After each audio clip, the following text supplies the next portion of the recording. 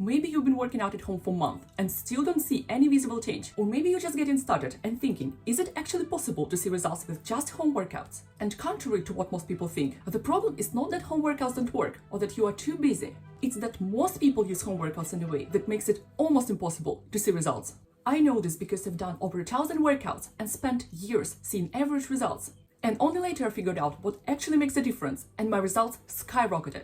Now, if you've started working out, there is a chance that you chose exercises but have no idea what exactly you're doing. Or maybe you actually follow a plan but still don't quite understand it. So in my experience talking to you guys who start working out, what usually comes up again and again are 3 goals. Goal 1 is that you'd like to lose some weight and look more toned. Goal 2 is that you look kind of skinny, but not the same type of skin you'd like to be, so you'd also like to look more toned. And goal 3 is get stronger. And even if these goals are different in terms of nutrition, like if you need a calorie deficit or not, otherwise they all rely on building some muscle. And the problem is you can't build muscle efficiently and with limited time at home unless you actually know what you're doing. And I know this because when I started out, even on the days when I had enough time, I was basically just throwing spaghettini at the wall and doing some exercise without a clue why exactly I am doing that. And yes, I stayed active and even built some muscle, but it wasn't efficient at all. It took way more time and effort than it could.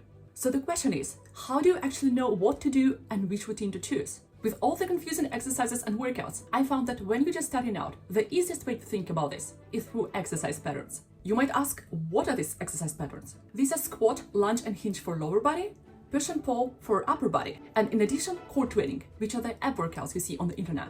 Now, with a simple ChatGPT request, you can ask which exercises from the routine that you're doing are related to which pattern, and if your workout is complete. And this is a good starting point. However, if you'd like to achieve the best results with limited time and just home workouts, there is more to that. And here's the biggest mistake I used to make as a beginner, and I don't want you to repeat that. If you don't see results from your workouts, most likely they are not challenging enough. And here is why it's more important than people think. So what I used to do as a beginner, I was just trying different exercises, either the ones I found or repeating after other people, but I wasn't thinking, are my workouts challenging at all? Moreover, like a lot of people, I didn't understand what challenge actually means. And even if this way I was staying active, I was moving, I saw very little changes in my physique. Why? All because of muscles. These guys are not that simple. They just don't want to leave their comfort zone and change, unless there is a reason to adapt. In other words, if you always do what your muscles are used to, they have no reason to adapt.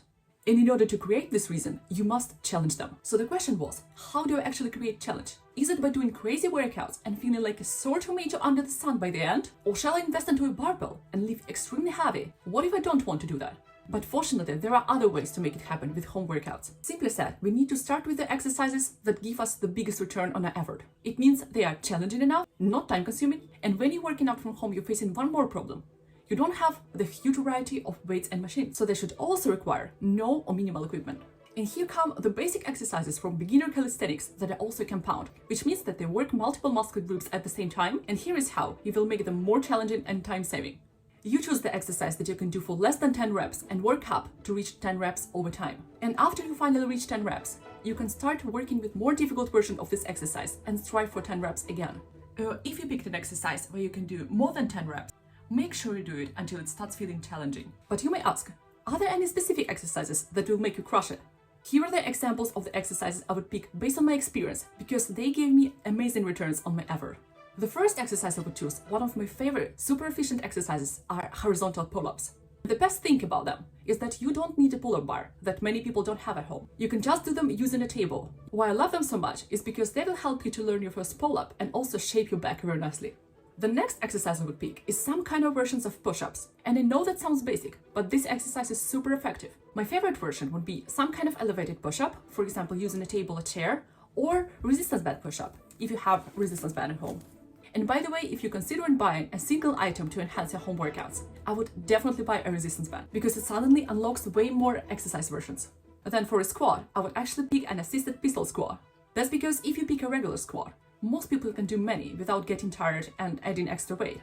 If you don't have weights at home, this version will be super challenging and time efficient. And you can do them, for example, by holding to a wall in the door frame or using a sofa or chair. The next exercise I would pick are absolutely the jumping lunges. But here is the thing, if you're a complete beginner and not really experienced with lunges, I would rather start with a regular lunge, while holding some weight I could find around the house in my hands. And then when you learn how to balance, you could go over to the jumping lunges. The next one I would pick are definitely single leg Romanian deadlifts, while holding some weight I could find around my house, which you can do by holding onto a wall or a table. And I would complete this list with 2 core exercises that were absolutely a game changer. And these are the reg roll plank and the V plank, which you can just hold for as long as you can and improve it over time. And let's say that to prevent injuries and make our results skyrocket even more, we add some dynamic stretching as a warm-up and some static stretching after the workout. And let's say we do 3 sets of each exercise and we do this whole wonderful thing 3 times a week with the recovery days in between. And just this could be your entire plan for the next 6 to 8 weeks before making any changes. All good? How about not? Because here is another problem I faced along the way, and is that some of these exercises, for example push-ups, are quite demanding, even compared to machines and dumbbells at the gym. And because of this, I required longer rest between sets. And if I was too much in a hurry, it hurt my technique in the next set. And here is why it's such a problem. Most of you guys think that good technique is just about avoiding injury, but it also can affect results in your physique. When your technique is not correct, your muscular and nervous system learn the incorrect movement, and you might not see the changes in your physique that you'd like to see. And I know it, not just because there is science of that. I learned it the hard way. At first, I didn't care about how my pull-ups look, but then I realized it takes ages to get that aesthetic look off my back. And you might ask, what do I do about that? Fortunately, I found a couple of ways to solve this problem. First of all, I would order my exercises as legs upper body, and so on, or I would consider including one more workout, so that, for example, 2 workouts are devoted to your upper body and 2 workouts to your lower body, whatever suits your planning more. And most importantly, after failing with these exercises for so many times, I would actually not lie to myself and choose the progression that suits my current level. So I would choose the version where I could do several reps with decent technique almost until failure. And I don't hear people talk about it often, but another huge problem I face with home workouts are distractions. If you're too tired at home, for instance after work, and all you'd like to do is doom scrolling, or if you have other responsibilities at home waiting for you and you constantly postpone your workouts because of that, here are a few simple things that help me whenever I decide to work out at home. First of all, what will help you is to be more concrete with your workout timing. You might just say that on Monday, Wednesday and Friday, my calendar time for 7 p.m. is blocked for my workout.